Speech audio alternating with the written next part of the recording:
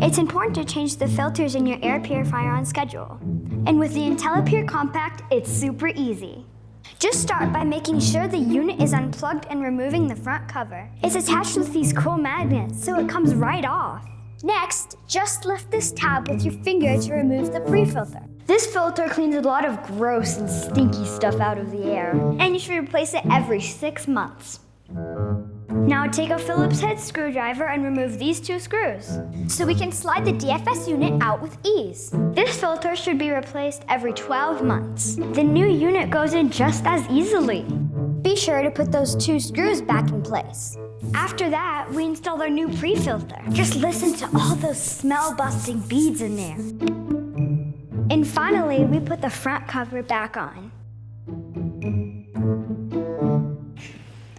Fresh, clean air for your whole family.